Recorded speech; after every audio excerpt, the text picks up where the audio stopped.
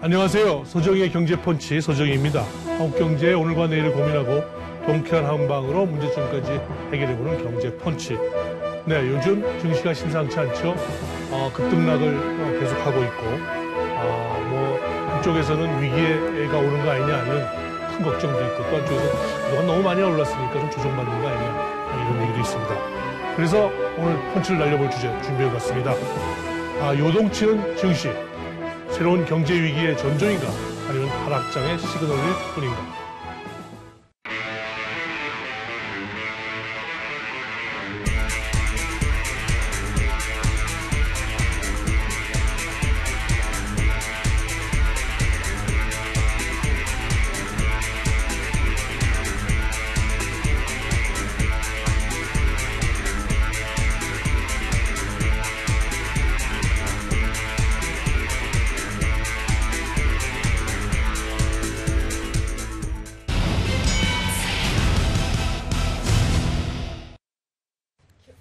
네, 이 토픽을 한번 제대로 짚어볼 분 오늘 모셨습니다. 서강대 경제대학원의 겸임 교수로 활동하고 계시죠. 우리 김영익 교수님, 안녕하세요. 네, 안녕하십니까. 우리 김 교수님은 사실은 교수님보다는 그 이전에 증권회사 등등에서 아주 유명한 센터장, 애널리스트 이름을 날리셨는데, 원래는 좀 약간 닥터 둠 쪽이시죠? 예, 최근에는 저보다 닥터 둠이라고 그러는데요. 그런데 네. 제가 2000년에서 2006년까지는 최고의 낙관론자였습니다. 네, 네. 예, 그때까지는 우리 주가 계속 오른다고만 주장했었고요. 2007년부터는 긍정적인 면보다는 좀 비관적인 측면을 강조하다 보니까 네. 일부 언론에서 저를 닥터 둠이라고 평가한 것 같습니다. 그렇다고 한다면 조금 전에 저희가 펀치를 날려볼 주제, 위기의 전조인가 아니면 약간 하락장의 그냥 시그널일 뿐인가 한다면 당연히 우리 교수님은 전자 쪽으로 손을 들겠습니다. 예, 저는 이기의 시그널이라고 보고 있는데요. 네. 2008년 글로벌 금융위기를 겪으면서 풍부한 유동성 때문에 각종 자산가의 거품이 발생했는데 네. 그 거품이 하나씩 꺼지는 과정이라고 보고 있습니다. 여의도 쪽집게로 불리셨던 우리 김 교수님, 주가 전망 위해서 모신 건 아니고 최근에 이런 위험한 미래라는 책을 내셨더군요. 예. 근데 여기에서 이제 아마 앞으로 상당한 심각한 경제 위기가 오지 않느냐, 증시가 이제 요동칠 거다. 미리 이렇게 짚으셨더라고요. 예. 그래서 아마 이게 진짜 그런가 해서 한번 모셔봤습니다. 예. 한번 이 책을 중심으로 한번 설명을 듣고 싶은데요. 어떻게 보십니까? 이게 진짜 그런 위기의 전조라고 보시는 이유가 뭡니까? 예, 2008년 글로벌 금융위기를 겪으면서 각국 정부가 가감한 재정정책, 통화정책 써가지고 지금 세계 경제에 많이 회복됐죠. 그런데 문제는 부채에 의한 성장이었다는 겁니다. 그렇죠. 국가별로 좀 다르지만 선진국은 정부 부채가 늘어났고요. 그 다음에 신흥시장은 기업 부채가 많이 났습니다. 특히 중국. 그 다음에 우리나라는 가계 부채. 부채에 의해서 성장했는데요. 그 부채에서 성장한 한계가 지금 도달하고 있다. 예. 그렇게 이제 조금 너무 급격하게 시장이 위축되기보다 이제 약간 부채로 하면서 그동안의 기초 체력을 유지하면서 수술할 때 수술하고 이제 그랬던 거 아닙니까? 수술할 때 수술해야 되는데 단기 처방을 너무 많이 한 것 같습니다. 예. 그래서 지금 이제 세계 경제의 가장 큰 문제점은 저는 영국의 이코노미스트가 다음 리세션이 온다. 이런 제목으로 최근에 특집 기사를 냈는데요. 네, 그렇군요. 지금 거의 경기 정점에 와 있거든요. 네. 그래서 경기 정점에 오면은 주가가 선행해서 먼저 떨어지죠. 그래서 지금 주가 하락이 단순한 일시적인 하락인가 아니면은 이런 경제 위기를 예고하는 추세적인 하락인가 그거를 꼭 한번 지금 짚어볼 시기라고 보고 있습니다. 일종의 그런 장에서도 이렇게 출렁출렁 변동성이 커질 수는 있거든요. 근데 이제 우리 김 교수님은 경제 위기가 온다. 아마 그런 데는 특히 아마 G2 갈등 이것이 뭔가 큰 충돌로 결국 귀결될 수밖에 없다 이렇게 보시는 것 같아요. 예. 저는 이게 금융전쟁까지 가리라고 보고 있습니다. 결국 패권전쟁이라고 보고 있습니다. 충돌 또는 상당한 파국에 이를 거다. 예.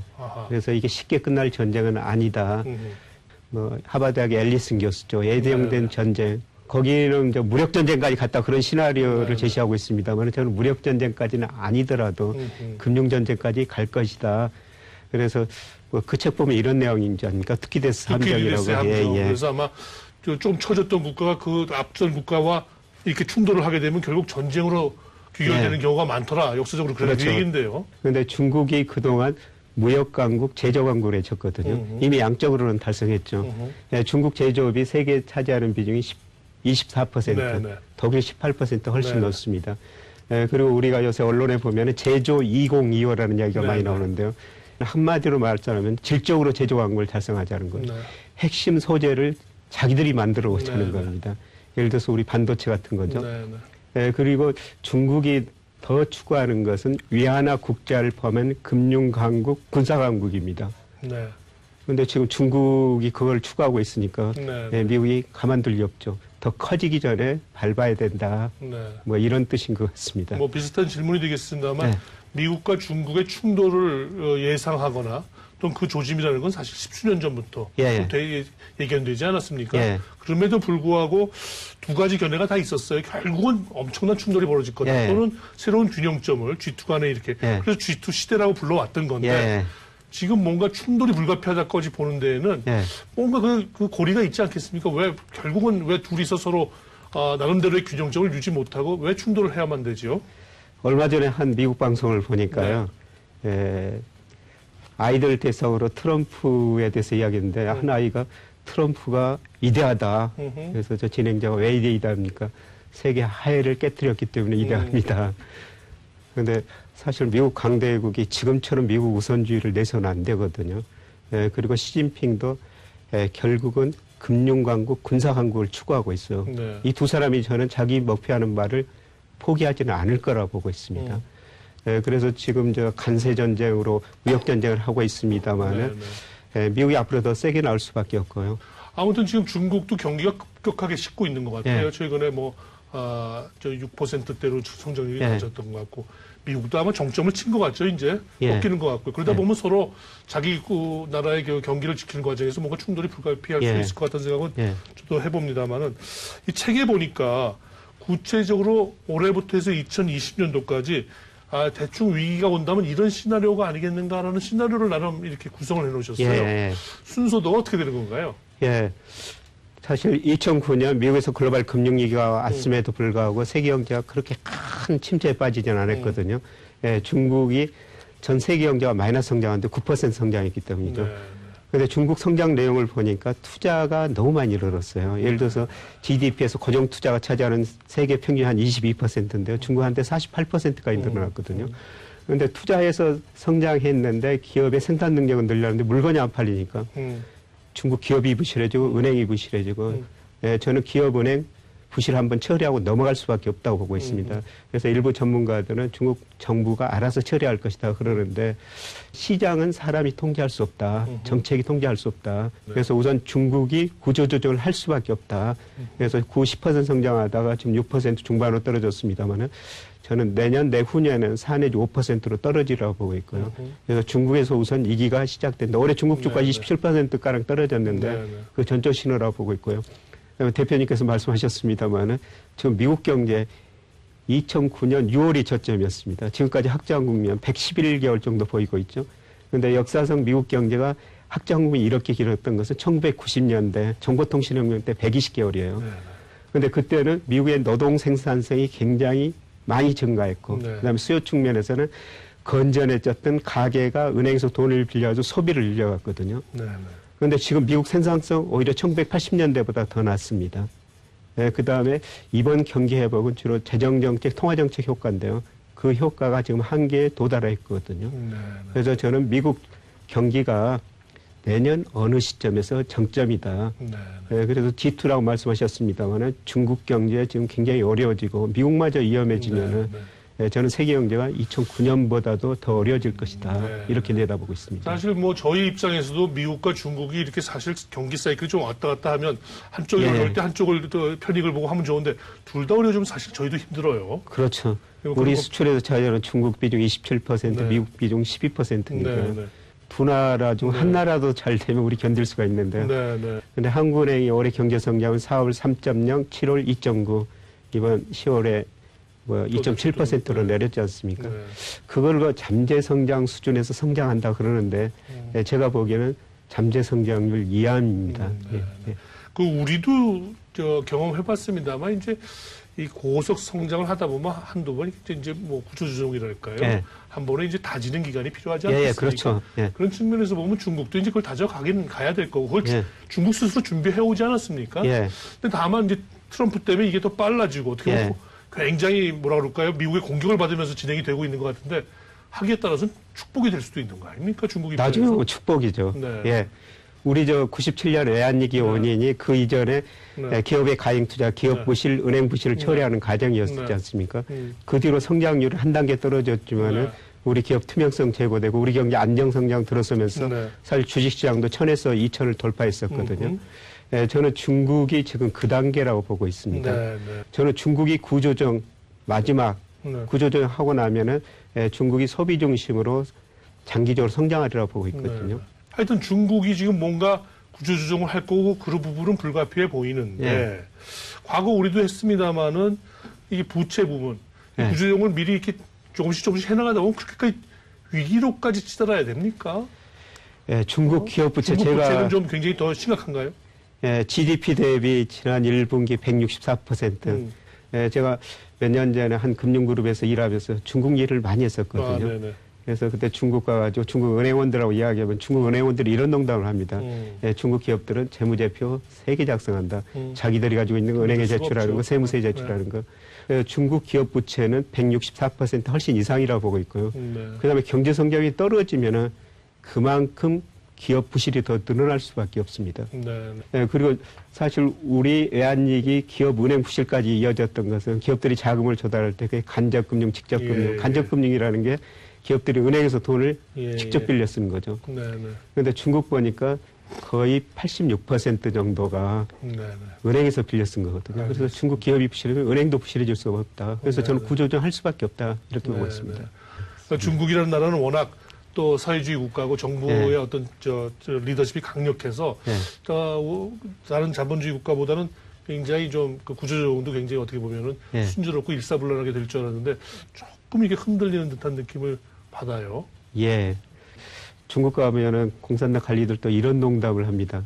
사람 공산당은 통제할 수 있지만 시장을 통제할 수 없다는 것을 자기들도 서서히 알아가고 있다. 이런 이야기를 하고 사실 있는데. 그래서 시장 개방도 제한적으로 하고 그랬던 건데 참 이 부분이 이제 한계에 오긴 온 것 같습니다. 아까 그 이제 어떻게 보면은 미국과 환율 전쟁이 불가피해 보인다 이 얘기를 하셨는데 환율 전쟁이라 하면 얼마 전에도 이제 중국이 환율 조작국에서는 일단 제외가 됐어요. 미국 재무부가 지정하는. 결국은 내년이나 언젠가 머지않아서 환율 조작국으로 지정되고 뭐 등등등등 이어지면서 결국 환율 전쟁이 붙는 건가요? 어떻게 되나요? 내년 4월에 저는 미국이 중국을 환율 조작국으로 지정할 가능성이 상당히 높다고 보고 있습니다. 지금 미국 경제 좋지만은 저는 내년에 침체에 빠질 가능성이 높다고 보고 있거든요. 그러면 그 트럼프의 적은 미 의회이고 연준이다. 지금 미 연준이 금리를 올리니까 트럼프 대통령이 미 연준이 미쳤다. 이런 직설적인 표현까지 하고 있지 않습니까? 서로 뭐 약간 짜고 치는 건 아닐까요? 이렇게 하면서 글로벌 금융을 좀 흔들어 보려고 하는. 그럴 수도 있고요. 그리고 이래 11월 6일 날 얼마 안 남았습니다. 미 중간선거가 있지 않습니까? 거기서 지금 보면은 민주당이 하원에서는 이긴다고 보고 있거든요. 내년 경제가 나빠지면은 정부가 돈을 써야 되거든요. 그런데 미국 연방정부 부채가 이기 전에 GDP 한 60%인데 지금 105% 정도 되거든요. 그래서 부채가 높기 때문에 아마 트럼프 행정부가 쓰고 싶어도 미 의회가 승인 안 해줄 거라는 겁니다. 그래서 그러면 결국 수요를 부양할 수 있는 게 수출밖에 없거든요. 그래서 수출밖에 없으니까 결국 한일 전쟁을 할 수밖에 없다. 근데 이제 어느 한쪽이 강공을 이제 하기에는 중국도 만만치 않은 또 이 핵무기가 있어요. 미국 국채를 뭐 잔뜩 들고 있지 않습니까? 남의 나라 재산을 잔뜩 들고 있기 때문에 미국이 뭐 마음에 안 들면 이 재산을 갖다 막 다 쓰레기통에 넣어버리는 수가 있어요. 지금 많이 고려하고 있는 것 같습니다. 중국이 현재 약 1조 1,600억 달러 미 국채를 보유하고 있는데요. 근데 중국의 장기적인 목표가 이하나 국제화를 포함한 이하나의 국제화거든요. 중국이 미국의 달러는 기축통화를 보면서 상당히 부러워하고 있습니다. 예를 들어서 2006년 상반기에 미국 재정수지, 경상수지 적자가 GDP의 6%가 넘었어요. 다른 나라 그렇게 경상수지 적자가 많으면 좀 고민 좀 많이 해야 되죠. 외환이 부족해가지고. 그런데 미국은 걱정할 필요가 없습니까? 달러 찍어내면 되는 거죠. 그러니까 중국이 보기에 30센트 비용을 찍어내가지고 미국이 100달러 지폐를 찍어내가지고 그것하고 옷도 사고 신발도 사고 심지어는 무기를 생산해서 세계 경찰 노릇을 하더라는 겁니다. 그래서 중국 위안화를 달러처럼 기축통화로 만든 게 꿈이거든요. 근데 이제 우리가 이제 뭐 핵 얘기를 하면 핵인 이유는 결국 그 위협은 되지만 진짜 쏘지는 않기 때문에 핵인데 이걸 핵보다 더 무서운 어떻게 서로의 카드 일수인데 이걸 직접 진짜 쓸 수 있다고 예상하십니까? 네, 저는 쓸 수 있다고 보고 있습니다. 그러면 진짜 엄청난 일이 벌어지겠죠. 등소평이 시장을 개방해서 이런 이야기를 했습니다. 창문을 열면 신선한 공기가 많이 들어오지만 파리도 들어온다. 뭐 긍정적 효과가 크다면 그런 일을 저지를 수가 있는 거죠. 지금 중국이 주판화를 열심히 지금 돌려보고 있다고 생각합니다. 지금 조금 줄여보고 있거든요. 뭐 정도의 문제지만 부분적으로 팔아나가고 하는 그 순서는 좀 예상해 볼 수도 있겠네요. 예, 그렇습니다. 근데 이제 전면전을 붙는다는 건 뭐 상상도 어렵지만 그 상상 이상은 뭐 여기서 얘기해봐야 뭐, 그죠? 뭐 엄청난 일이 벌어질 수 있겠습니다. 자, 그때를 염두에 둔다면 우리 정부는 어떤 대비책이 필요할까요? 사실 별 대비책이 있는 건 아니죠. 그래서 우리나라 지금 환율 보면 중국 이하나하고 연동돼서 움직이니까요. 그래서 중국 이기를 겪으면서 이하나 같이 떨어지고 우리 이하나 원화 같이 뭐 떨어지고 우리 주식시장 어려워지고 우리 가계부채가 어려워져 내수가 더 어려운데요. 그런데 최근 그 정부 역할 가지고 여러 의견이 있습니다만은 지금 우리 경제 주체에 보면은 가계는 자금 잉여 주체고 가장 중요한 기업이 지금 자금 부족 주체 잉여 주체로 전환되거든요. 그래서 가계가 저축, 기업도 저축할 조짐을 보이니까 돈이 해외로 나갈 수밖에 없고요. 저는 그 돈이 국내에서 돌아야 되는데 그러려면 정부가 쓸 수밖에 없다. 그래서 다른 어느 때보다도 정부가 저는 과감한 재정 적자를 편성해야 된다고 생각합니다. 문제는 잘 쓰는 거죠. 저 올해 우리 여기 주식 투자를 하시는 우리 투자자분들, 시청자분들이 많이 보고 계시는데 우리 이제 전문가시니까 올 연말 내년 이 주식 시장 전망 어떻게 보세요? 어떻게 좀 보시겠군요? 우선 이제 중장기적으로 보면은 저는 올해 1월 우리 주가가 한 2,600점 넘었는데요. 그게 앞으로 한 2년 정도 보면 고점이었다. 2020년 상반기까지는 고점 저점이 높아지면서 하락 추세다. 이렇게 보고 있고요. 단기적으로 보면은 저는 지금 주가가 2,100까지 뭐 떨어진 것 같은데 이 수준에서는 아직은 주식 팔 필요가 없다. 올 4분기 중후반 가면서 반등하리라 보고 있거든요. 그래서 아마 미 중간선거 관련돼가지고 미중 무역전쟁도 좀 잠잠해지고, 그 다음에 주가가 충분히 낮아진 만큼, 뭐, 4분기 중반까지는 반등할 여지는 충분히 있다고 보고 있습니다. 아까 말씀 중에 이제 그 중국, 여기 이제 구조조정이 어느 정도, 또 진행이 되고 하는 2020년 이후가 될지 언제가 될지 모릅니다만, 그때 되면 이제 우리도 또 중국을 다시 볼 필요가 있겠을 텐데요. 그렇죠. 투자자 입장에서는 그런 중국의 이런 구조조정 과정을 어떻게 활용하면 좋을까요? 지금은 중국 금융시장 공부할 때만 이거요. 이번 위기 끝나고 나서 다시 세계 주식시장 오를 텐데 그때 가장 빨리 올라갈 주가가 중국 주가라고 보고 있습니다. 주가 지수로 따지면 한 2~3배 올라가고요. 중국의 내수 1등 우량주는 뭐 5배, 6배도 올라갈 수 있다고 보고 있거든요. 그리고 한 말씀으로 말씀드리자면 우리가 그동안 중국에 우리가 열심히 일해가지고 물건을 만들어 수출해서 돈 벌었는데 우리 경상수역자 지금 줄어들어도 700, 800억 달러거든요. 이 돈이 해외 증권 투자로 나갑니다. 국민연금도 630조 정도 중에서 약 19%를 해외 주식 투자하거든요. 그래서 이 돈 가지고 중국 금융시장 구조조정할 때 금융시장 들어가가지고 우리 개인뿐만 아니라 나가서는 국가 전체를 거치에 부를 늘려야 된다. 이런 거 중요한 시기라고 저는 보고 있습니다. 그렇군요. 뭔가 하여튼 뭐 위기 국면이나 뭐 그런 상황에서는 또 기회도 함께 엿볼 수 있는 거니까요. 항상 이기는 기회죠. 그렇게 보겠습니다. 끝으로 지금 얼마 전 한국은행이 그 우리 금리를 일단은 동결을 하면서 다음 달에 아마 거의 확실시되지 않나 싶은데요. 인상을 할 것처럼 비쳤습니다. 어떻게 평가하십니까? 저는 금리 인상할 시기는 아니라고 생각하고 있고요. 그리고 지금 우리 금리가 미국 금리보다 더 낮아졌지 않습니까? 이게 저는 구조적인 현상이라고 봅니다. 앞으로도 계속 우리 금리가 미국 금리보다 낮을 것이다. 왜냐하면 우리나라 잠재 성장률이 앞으로 10년 후에 미국보다 더 떨어질 거예요. 우리는 저축이 투자보다 많고 그다음에 기업들이 돈을 안 갖다 쓰니까 은행이 계속 채권 살 수밖에 없어요. 그렇죠. 지금 아마 걱정되는 부분은 금융 안정이랄까요? 환율이라든지 미국 금리가 이제 이렇게 높아지면 그 자본이 뭐 이동을 한다든지 그래서 우리 환율의 급등락이 이제 예상된다든지 그런 아마 걱정들이 아닌가 싶습니다. 그런 걱정은 충분히 할 수가 있는데요. 과거 통계 분석해 보면 금리 차가 자본 유출액에 영향을 많이 미치지 않고요. 9월달, 10월달 채권 시장에서 자금이 빠져나갔습니다. 8월까지는 15조 8천억 정도 들어왔었거든요. 그 이유는 우리나라 실질 금리가 미국 금리보다 더 높습니다. 그러니까 제가 우리나라 자금 유출, 환율 이런 거 따져보니까 실질 금리가 더 중요해요. 우리 물가가 미국보다 낮거든요. 예를 들어서 1월부터 9월까지 우리 소비자 물가 1.5%, 미국은 2.4%입니다. 그러니까 우리 물가가 미국보다 상대적으로 낮기 때문에 우리 실질 금리가 미국보다 더 높았던 거죠. 근데 여기서 우리 물가가 계속 2% 넘게 오르면요. 우리 실질 금리가 미국보다 낮아 좋은 이 빠져나갈 여지가 있는데 아직은 그런 걱정 안 하셔도 저는 될 것 같습니다. 2008년 글로벌 금융위기 이후 자본주의가 큰일 났어 했는데 지난 10년 동안 사실 또 돈 많이 버신 분들도 있거든요. 아마 지금 미중 갈등도 새로운 어떻게 보면 자본주의 시장의 변화를 또 가져올 텐데 또 한 번의 기회일 수도 있겠습니다. 제가 그 주변의 부자들 보면요. 위기 때 미리서 대비하고 현금을 많이 가지고 있는 사람. 그 다음에 위기가 오면은 과감하게 레버리지를 일으키는 사람. 이런 사람들이 부자가 됐거든요. 저는 그런 기회가 오고 있다고 생각하고 있습니다. 오늘 말씀 대단히 감사합니다. 고맙습니다.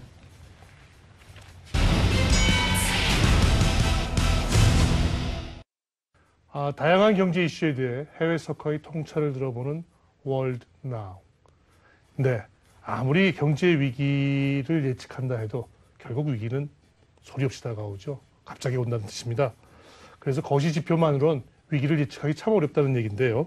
런던 비즈니스 스쿨 헬렌의 레이 교수는 이와 관련해서 주요 은행들의 장부를 들여다봐라 이런 조언을 하네요. 한번 들어보시죠. We've learned recently that a lot of crises are really credit booms gone bust. So what's really important now is to understand better how credit booms develop and what's the mechanics of credit booms.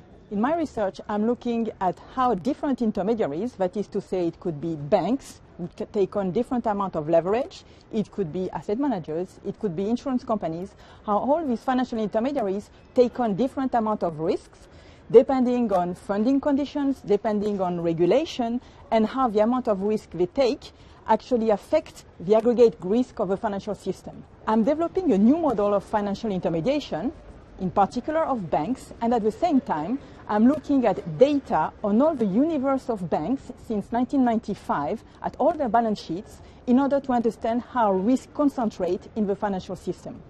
What I find, both in my model and in the data, is that when the cycle proceeds, when the boom goes up, what we find is that risk tends to concentrate in the balance sheets of the big players. This makes the whole system more vulnerable. Now, in the macroeconomic data, you don't see that. If you look at the effect of monetary policy on the usual thing we look at, consumption, investment, etc., nothing shows up really. But it's because the underlying financial structure is where things are playing at. The takeaway is, if we want to avoid financial crisis, we need to look beyond the usual indicators that central banks focus on for monetary policy, such as GDP, such as inflation, but we should really be paying attention at the dynamics of banks' balance sheet. That's what is really important. 매번 경제 위기는 또 다른 모습을 띠고 있죠. 소득이나 성장률은 거시 지표만으로는 그 개연성을 점칠 뿐 구체적인 내용은 어떻게 보면 아주 마이크로한 데이터가 필요한지 모르겠습니다. 조정의 경제 펀치 오늘 여기서 이만 인사드리겠습니다.